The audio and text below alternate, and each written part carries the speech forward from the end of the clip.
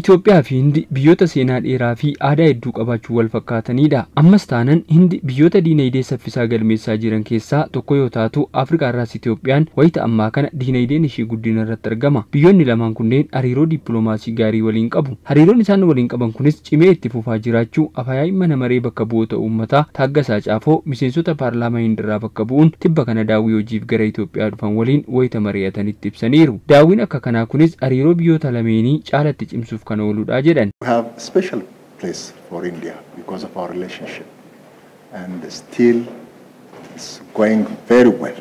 Nuti hariiroo Hindii waliin qabnuuf xiyyeeffannoo addaa kennina. Hariiroon gama maraan hanga har'aatti qabnu cimee itti fufeera. Miseensonni paarlaamaa Hindii irraa dhuftan baga nagaan dhuftan. Daawwiin keessan kunis hariiroon keenya tarkaanfii 2-3 akka dabalu ni taasisa. Hariiroon keenya kan gama siyaasaa qofa osoo hin taane gama dinagdee fi hariiroo uummataa fi uummataatiin walitti dhufeenyi qabnu cimaadha. Kaampaaniiwwan daldalaa Hindii gara 650 ta'antu Itoophiyaa keessa jiru. Kaampaaniiwwan kunneen namoota 75,000f carraa hojii uumaniiru. Kanaaf dinagdee biyya keenya guddisuu keessatti gahee guddaa taphachaa waan jirtaniif hariiroo gama hedduu biyyoota lamaan jidduu jiru nuti ni dinqisiifanna. Mana maree bakka bu'oota uummataatti miseensi koree dhaabbii hariiroo alaa fi dhimmoota nageenyaa Ambaasaadder Diinaa Muftii hariiroon biyyoota lameen gidduu jiru seena qabeessa ta'uu fi mariin gaggeeffame bu'a qabeessa ta'uu ibsan.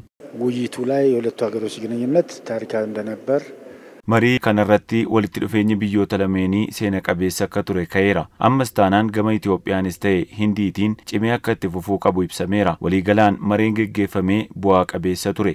Hariiroo biyyoonni lameen gama damee barnootaa siyaas-diinagdeen qaban fuuldurattis cimee akka itti fufuuf kutannoon hojjetamaa jiraachuu himaniiru.